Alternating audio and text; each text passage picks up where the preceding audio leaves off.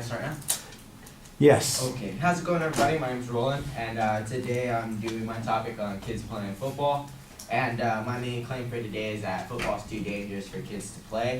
And the reason I picked that topic is because it's been a big controversy recently. Roger Goodell actually had an interview right before the Super Bowl talking about how the dangers of football. And he downplayed it and said that if he had a son, he'd love him to play the game of football because he'd love him to get the values. But I think it's common opinion that he's downplaying how dangerous, again, football can be. So the three reasons I have for having kids not play football is because there's still a lot that the kids and families don't know about the dangers of football. It's not good for a young developing brain, and that these injuries can have long-lasting effects. So for my first point, kids and families don't know and understand still the dangers of football because there's still new studies coming out all the time. A lot of times people thought it was just concussions that were dangerous, and that's how people got CTE, which is chronic traumatic encephalopathy, which has been found in a lot of NFL players, and that has led to a lot of rash suicides. And so it's a degenerative brain disease. And so they actually have been doing studies, and at one study they did by the Boston University, they found out that it's not just concussions anymore, but overall brain trauma. And to quote him, he actually said, "Our data is showing that it's not just recognized concussions, but total brain trauma that counts."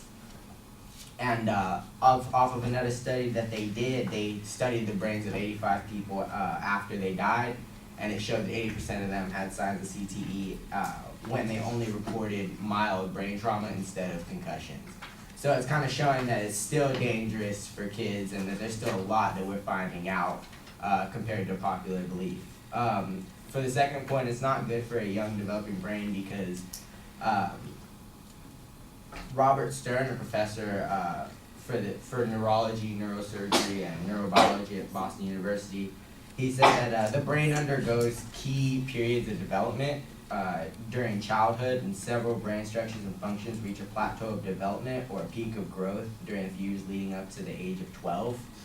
So with all that happening and them taking hits to the head, it's not good for them when they continue to develop.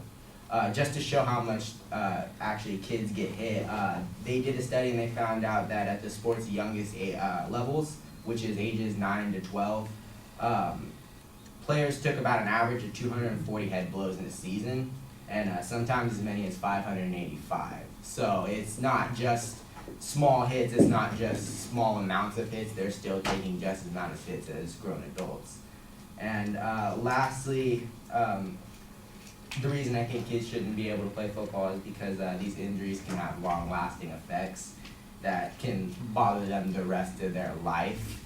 One of the things to back that up was another study that I actually found, and they studied the memory and mental flexibility and also the verbal intelligence of 42 former players, and half began tackle football when they were younger than the age of 12, and then the other half when they were older than 12.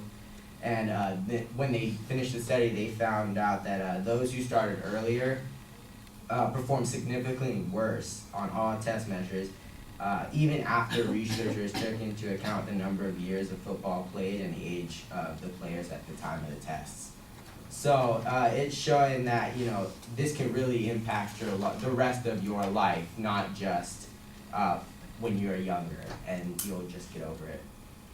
So just to kind of summarize, I think football is too dangerous because I think there's still a lot of things that we don't know about, and we shouldn't put our kids into something that we still don't know the dangers.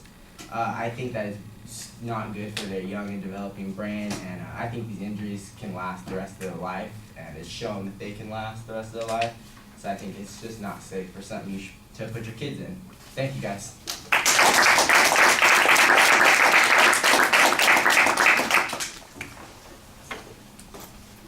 Sick.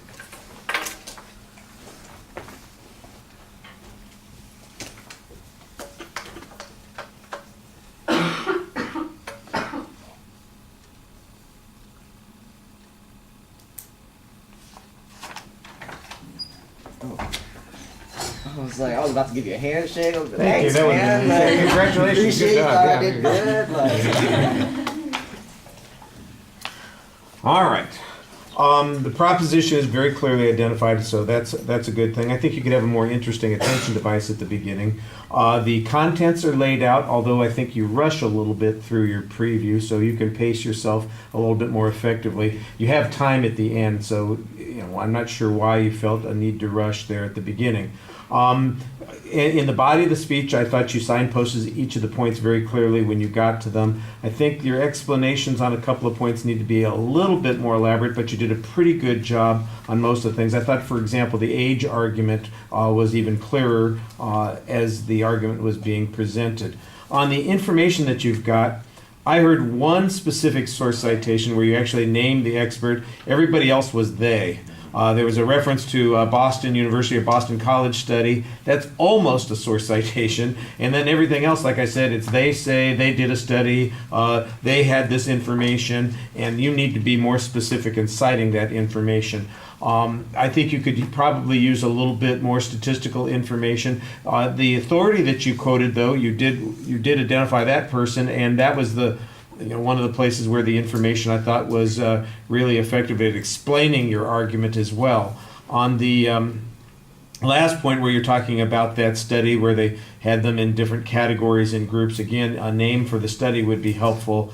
Right now, I just know it's the study about pre and post 12-year-olds. If I could say, the Smith group or the Johnson study or something like that, it would be easier to reference.